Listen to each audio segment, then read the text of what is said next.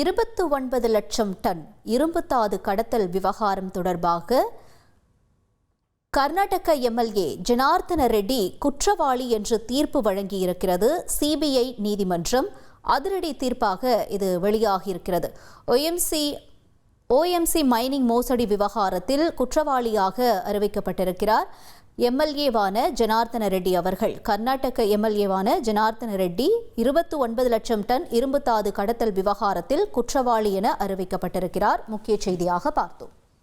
உங்கள் தந்தி ஒன் தொலைக்காட்சியில் கர்ணன் தினமும் மாலை 5 மணிக்கு காண தவறாதீர்கள்.